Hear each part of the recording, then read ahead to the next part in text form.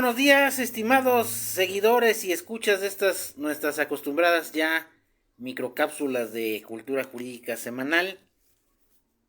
El día de hoy nuestra cápsula ya la número 162 ya cápsulas a lo largo de, pues no he contabilizado los años, pero seguramente ya rebasamos eh, más de un año, obviamente, donde pues se pretende incrementar la cultura jurídica de los que nos están viendo, de los estudiantes de derecho, del público en general interesado en los temas jurídicos, políticos y sociales.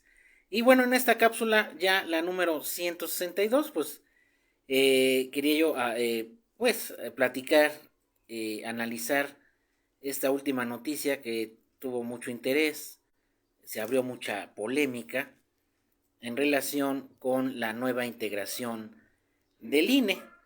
Se hizo una convocatoria, vamos a llamarla así entre comillas, una convocatoria abierta para que se pudieran renovar los 4 puestos que estaban por renovarse en el Consejo General del Instituto Nacional Electoral. Y esta nueva integración, pues obviamente es importante porque seguramente vendrá una nueva época, vamos a llamarla así, en este órgano electoral, en este órgano público autónomo, encargado de organizar las elecciones, dando cumplimiento a lo que la propia Constitución señala en la ley fundamental, en los artículos 41 de la Constitución, 41 y 42 de la Constitución. Y esta nueva integración, aparte de ello, pues se selecciona a la primera presidenta de este instituto, que como ustedes recordarán, transitó en algún momento de IFE a INE, después de pues de las dos conflictos postelectorales muy tremendos, muy fuertes que hubo en el 2006 y en el 2012, donde pues se cuestionó el profesionalismo y la capacidad del IFE, ahora INE, para poder dar incluso hasta sus propios resultados. Eso pasó en el 2006 con Luis Carlos Ugalde, el consejero poco célebre del INE en aquel entonces, que pues no confió en el mismo organismo y no pudo dar los resultados en el momento, en el plazo que la ley estipulaba, pues desconfiando del propio instituto que él encabezaba, ¿no? Y ya posteriormente el cambio del Instituto Federal Electoral a INE, debido igualmente a las serie de irregularidades que, bueno, los partidos mismos políticos incurrieron en esas dos elecciones, que trastocaron, yo lo dije en algunos artículos que publiqué en su momento, trastocaron los principios que rigen el voto, sobre todo la libertad de voto. Y que bueno, a pesar de ello, el Tribunal Electoral validó esas dos elecciones. La que debió haber anulado era la del 2006, pero bueno, la validó, porque los tribunales pues también se vieron contaminados por por esta por estas acciones de denigración hacia los candidatos y de infundir miedo a los electores, lo cual ya pues constituye algo grave, violar el principio de certeza del voto. ¿Por qué menciono esto? Porque bueno, viene una nueva era en el Instituto Nacional Electoral y les tocará organizar, primero participar en la elección de algunos procesos electorales locales y organizar la elección presidencial del 2024, que ya la tenemos pues ya muy cerca. De hecho, el proceso electoral inicia, si mal no me falla, en el mes de septiembre de este mismo año. Da comienzo todo el proceso electoral hasta la jornada electoral del primer domingo de junio del 2024. Y bueno, ya salieron del INE estos dos personajes, Ciro Murayama y Lorenzo Córdoba, que bueno, desafortunadamente politizaron al INE, respondieron a los intereses de sus partidos que los postularon, no de la ciudadanía. Y bueno, pues esa politización, no ciudadanización, sino politización del INE, pues afectó mucho al INE, desafortunadamente. Y esperemos que esto no suceda en la nueva integración del INE, sino que simplemente cumpla con lo que la Constitución le faculta, le mandata, de organizar los procesos de elección con profesionalismo, con independencia, con objetividad, con imparcialidad. Y esto lo veremos en los próximos meses, cuando se comience a organizar el proceso electoral, que por ahí escuché una entrevista con el consejero Faz del INE, actual consejero, que decía que estar en el INE es difícil. No, estar en el INE no, organizar la elección es lo complejo, lo difícil. Porque bueno, finalmente el Consejo General toma decisiones, pero quienes ejecutan esas decisiones pues son toda la estructura delegacional y central del INE. Y finalmente quienes reciben los votos pues son los ciudadanos que son sorteados. Son sorteados para integrar las mesas directivas de casilla. Eso es lo complejo, es lo que desafortunadamente muchos consejeros no les cae el 20, de que atrás de ellos, atrás de lo que ellos representan y de las decisiones que ellos toman, pues está toda la estructura organizativa olvidada por los consejeros del INE, Córdoba y Murayama, que desconocen que hay toda una estructura donde hay auxiliares electorales, capacitadores, coordinadores de capacitación, coordinadores de organización, que son sobre los que verdaderamente pesa esas columnas vertebrales del INE para organizar la elección. Y son los colaboradores del INE que más ignorados son por estos consejeros, por la estructura formal y administrativa del INE, ¿no? Y que bueno, pues incluso ya lo habíamos comentado, que los salarios que reciben los miembros del Consejo General en nada se comparan con los salarios de los puestos medios y bajos que hay en el INE, ¿no? Y que también, pues no solamente es eso, sino volver a replantear el servicio electoral profesional que ha fallado y pues solamente ha servido para legitimar procesos que ya están pues con los dados cargados, ¿no? Donde realmente la gente preparada, la gente con capacidad, pues acceda a esos cargos clave para organizar la elección y para que se cumplan esos principios de certeza y legalidad que debe haber en la elección, y confiar en la maquinaria, confiar en los recursos humanos y materiales del INE para que no salgan como pasó con Luis Carlos Ugalde, que no puede dar los resultados, que porque hay una diferencia. Oye, pues si se supone que tú estás al frente del organismo profesional, pues no importa, tú da los resultados y evita suspicacias como lo que pasó con el claro fraude del 2006, ¿no? Y donde sí se violaron ex ante los principios que rigen el voto, ¿no? Entonces, si ese árbitro electoral en su momento pasó desapercibido todas esas violaciones que hubo a los principios del voto, pues no, lo que no queremos los ciudadanos es que pues se vuelva a repetir otra vez, ¿no? Sino que inmediatamente se den los resultados y que confiemos en los que reciben los votos, que finalmente son los ciudadanos. Incluso yo lo he dicho en otras cápsulas, que lo que se ciudadanizó en el INE en estos años fueron los órganos transitorios, que son las mesas directivas de casilla. No así pues, la estructura como tal del INE, empezando por los consejeros, porque respondían a intereses de la gente que los puso, ¿no? La gente que los eligió. Y bueno, también hubo controversia en la selección actual de la consejera presidente. ¿Por qué? Porque pues también se omiten algunos requisitos que sí se exigen para otras personas, pero para algunos no. Entonces, eso también hay que cuidarlo, porque pues lo único que genera es desconfianza, ¿no? Si ya de por sí el ciudadano desconfía de sus instituciones, pues para qué abonar a que se haga esa desconfianza más grande, ¿no?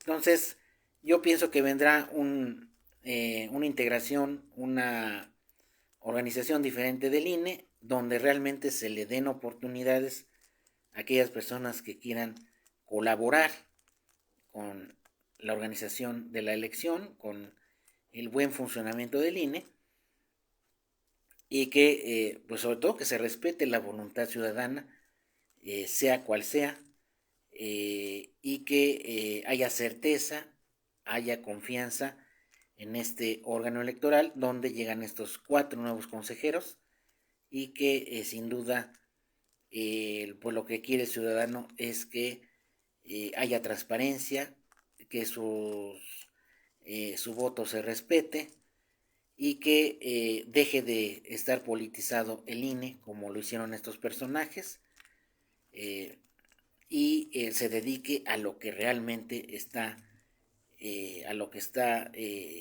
facultado, y se cumplan sus obligaciones constitucionales y legales, ¿no? Incluso ya hay un marco legal actualizado para que pueda funcionar este órgano electoral, y sin duda tendrá que haber muchos cambios en la estructura, porque hay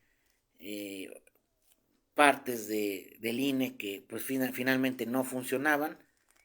Se tendrá que haber una reingeniería administrativa para que funcione de manera más eficiente, y los recursos realmente lleguen a esas áreas prioritarias del instituto, y no solamente a nivel central, sino en los estados de la República con sus órganos delegacionales, ¿no? Y bueno, pues eso es lo que quería plantear en esta microcápsula, y tenemos preguntas que ya tenemos, incluso ya pues en algunas semanas no las hemos desahogado, preguntas de nuestro público, seguidor, que bueno, les agradecemos que se hayan suscrito a nuestra página en Facebook, que es Cultura Jurídica Televisión, y en YouTube, Cultura Jurídica. No sé por qué no tenemos tantas suscripciones, esperemos que aumenten. Y en Telegram, nuestro canal Cultura Jurídica Televisión, ¿no? Aquí nos dice la primera pregunta, Marta Sánchez de Tlaxcala. Dice, ¿qué pasa si una persona ocupa una casa, se encuentra abandonada y pasando cierto tiempo aparece el verdadero dueño, pero el que ocupa la casa presenta un recibo de que le rentaron? Pues sabemos que esto es un despojo, hacer uso real de un derecho real que no le corresponde a la persona. Eh, Finalmente, un inmueble así esté abandonado, o aparentemente no hay nadie, pues se debe de respetar el derecho de propiedad y de posesión. Se pueden adquirir inmuebles, sí, por el paso del tiempo, pero realmente se tiene que reunir muchos requisitos, no nada más es ir a ocupar una casa, es indebido. Lo más prudente es inmediatamente devolverle la posesión al titular, al dueño, y pues aunque haya un recibo de por medio, bueno, en su momento se tendrá que aclarar quién es el verdadero propietario, cómo se dio la posesión, y si no, pues pues se pudieran considerar como paracaidistas, ¿no? Personas que llegan a invadir terrenos sin ningún derecho, y pues eso también es un delito de despojo, ¿no? Entonces, ¿para qué meterse en problemas? Lo mejor es eh, pues hacer las cosas correctas, obtener la posesión de manera legal, ya sea a través de un arrendamiento, de un comodato, de un contrato. Pero bueno, desafortunadamente existe pues gente de que de mala fe ocupa inmuebles sin ser suyos y pues finalmente tendrán que enfrentar a la justicia, ¿no? La 2 dice Fernando Grajales, de aquí de Puebla, dice: ¿qué pasa si una persona se ausenta de su trabajo durante un mes por cuestión de enfermedad, pero cuando regresa a su trabajo en ese momento justifica su ausencia, pero no se le hace válido y queda separado del puesto? Bueno, es que aquí lo ideal es que si hay algún impedimento para trabajar, pues inmediatamente comunicárselo a superior jerárquico, ¿no? No esperar a que pues a que se den el supuesto de la ley de trabajo de 3 inasistencias justificadas, pues da motivo a la rescisión del trabajo. De hecho, la ausencia del trabajo sin justificación, pues da lugar a la rescisión. Y aquí ya habría una controversia de índole laboral para ver si efectivamente se justifican esas faltas y si la separación de trabajo fue justificada o no, ¿no? Pero sí, desafortunadamente es una causal de rescisión del contrato de trabajo en que se falte tres o más, por 3 o más veces consecutivas de su puesto de trabajo, ¿no? Entonces sí hay que revisarlo. Aquí lo recomendable es acudir a las autoridades del trabajo, Secretaría del Trabajo, a las oficinas de conciliación laboral para ver el tema en específico, ¿no? Rogelio Sánchez de Puebla también dice: ¿qué puedo hacer cuando están hablando al domicilio buscando una persona que no conozco? Los que llaman son de un banco y acosan a los de la casa y los amenazan. Desafortunadamente esto es muy frecuente de que lleguemos a recibir ya sea grabaciones o llamadas de instituciones financieras o de los bancos molestando a la gente por una deuda, ya sea porque lo que ha pasado es que muchas veces esos números quedan inactivos de esa persona y los pasan a otro usuario, y a mí me ha llegado mensajes de que según tengo un crédito y que no le he pagado, pues yo nunca saqué un crédito. Entonces lo que hay que hacer es acudir a la Profeco, directamente a la Procuraduría del Consumidor, para informar esta situación eh, como consumidor, y también a la Conducef, para aclarar por qué están a quién buscan, si no si ya no vive ahí o si nunca ha vivido ahí, pues se puede hacer la aclaración correspondiente. De hecho ahora ya son grabaciones, ya no son personas, les digo porque a mí me ha tocado, y bueno, ni aún bloqueándolos dejan de molestarlo en algunas ocasiones. Entonces, por ahí hay una página, si mal no recuerdo, para hacer ese tipo de denuncias. Y pues muchas veces estas personas utilizan nombres y números de otras personas para ponerlas como referencias de créditos, y por eso luego llegan a molestar a la gente. Pero sí, sí ha pasado. Pues aquí acudir a Profeco y a Conducef para que se haga la aclaración, y si se pudiera incluso hablar directamente al banco, a la unidad especializada de atención a los clientes, pues para hacerla. Yo creo que la aclaración se puede hacer de manera muy fácil, ¿no? Acreditando que quién vive ahí, quién es el titular, eh, para que ya no acosen con supuestos adeudos, ¿no? Pero sí es muy frecuente que les hablen, incluso no le hablan al mismo deudor, le hablan a las referencias que tiene el deudor, y lo hacen como una manera de presión para que pague. Pero ¿qué pasa cuando ni siquiera son referencias, sino se desconoce, se desconoce totalmente quién sea el deudor o quién sea implicado en este tipo de créditos, y por eso es que luego llegan a llamar muy constantemente a los domicilios, ¿no? Entonces aquí lo recomendable es acudir ya sea al banco, a la Conducef o a la Profeco para que dejen de molestar, ¿no? Aquí nos pregunta Pirrina On, dice, ¿qué podría suceder en el caso de la persona que rentó un globo y sin medidas suficientes? Pues ese caso muy lamentable, sobre todo por la menor que quedó herida, no sé qué habrá pasado con ella, si se pudo recuperar, donde mueren sus padres. La verdad es una muy lamentable. Me quedan muchas suspicacias ahí. Obviamente hubo nulas medidas de seguridad porque pues un globo no puede subir si no hay un piloto al mando, ¿no? ¿Dónde estaba el extinguidor? Algo muy sencillo para apagar las llamas. No había extinguidor, no había escalera de seguridad. El piloto no sé dónde estaba, si estaba arriba del globo, por qué él sobrevive y los demás, qué pasó, no me queda muy claro ahí. Entonces, generalmente cuando uno sube un globo, ya tuve oportunidad de subirme en alguna ocasión, pues hay muchas medidas de seguridad, ¿no? Empezando por el piloto que va a estar a cargo del vuelo, extinguidores, etcétera.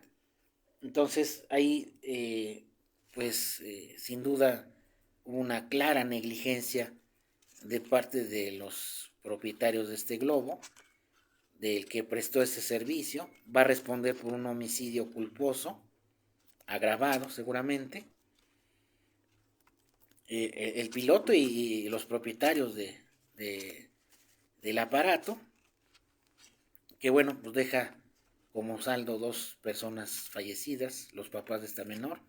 La menor ojalá y se pueda recuperar, pero imagínense qué desgracia lo que pasó, que se pudo haber minimizado si se hubieran tomado las medidas de seguridad pertinentes, pero bueno, eso no pasó porque si no hubiera desembocado en la tragedia que sucedió, ¿no? Entonces seguramente ya hay una investigación por este homicidio.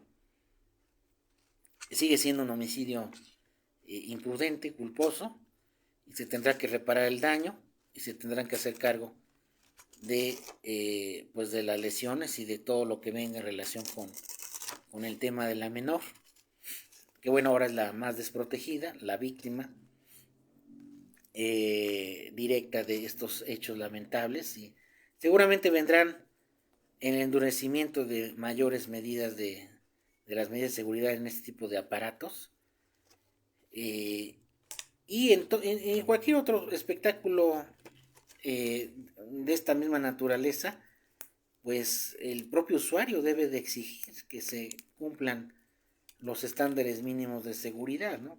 Somos los que debemos estar más alertas para evitar un incidente como el que pasó en Teotihuacán, si mal no recuerdo, que por ahí es muy frecuente que vuelen los globos aerostáticos, ¿no? Pues bien, estas eran las preguntas que teníamos pendientes aquí de nuestro público seguidor en nuestros 3 canales. Y bueno, pues agradeciendo aquí al doctor Javier, ¿cómo estamos? A Pirinaom, a Delia Castillo, que nos están viendo, saludos. Y a todos los que nos estén viendo y escuchando en nuestras diferentes cápsulas, que recuerden, se publican, se graban y se suben a los espacios para que ustedes los puedan escuchar. Pues que tengan un excelente sábado de gloria y excelente inicio de semana en su momento, y que bueno, pues se la pasen muy bien y que sigan disfrutando, los que tengan vacaciones, pues disfrutando de sus vacaciones. Que estén bien y que tengan un excelente fin de semana.